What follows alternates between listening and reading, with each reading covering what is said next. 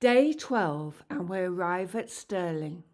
We arrived at Stirling, and guess what? It's a hilly place, really. And looky, baggage storage as well.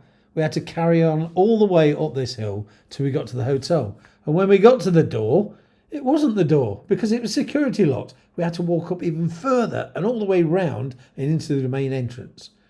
Once we were booked in, we could go in and out of that door, which would have come in handy on the first attempt. We arrived early and the room wasn't quite ready, so the receptionist suggested we take a seat. We dropped our things off at the room and then went out to explore again. The most prominent item in Stirling was the castle. It happened to be the highest point as well, so it was obvious where we were headed.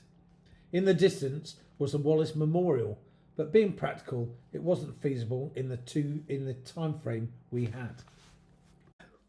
The weather, yet again, had changed to glorious sunshine, and all the roads to the castle were steep.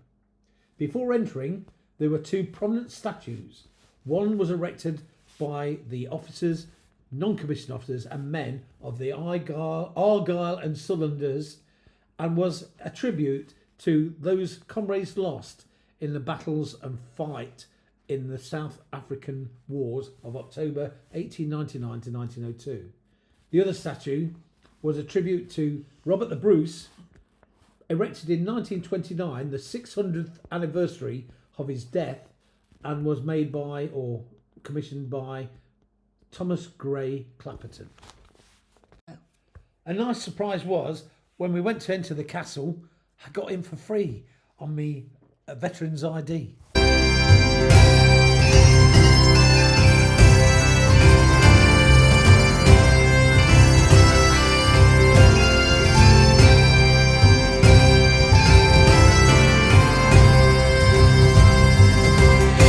When we were in the castle, not only were the displays very good, but the views were breathtaking.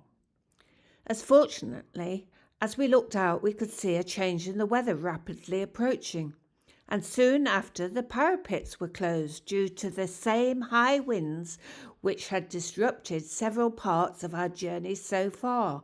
It was mentioned, I'm not sure who by, that if we had made the effort to go to the Wallace Memorial, we wouldn't have got up anyway because the strong winds would have prevented us from getting up. Overall, Stirling was a really luxurious, fantastically built castle, and you wonder why it wasn't the capital of Scotland, but in fact it was considered the de facto capital of Scotland during the late Middle Ages and early Renaissance. This was because it housed key members of the royal family and a large military contingent in the Stirling Castle itself. After all this mind-blowing information and the natural topping off of a phase for the day, it was time to eat. And as we ascended to the castle, I'd noticed a German-themed restaurant, which was closed, but on the way down, we were just right for it to open. We, becoming the first customers of the night, went in for our evening meal. Day 13, and unlucky for us, it's our day to return home. We've so enjoyed Scotland. As Kay said, unlucky for us, we returned on the train in a somewhat sombre mood, knowing that this adventure was coming to a close.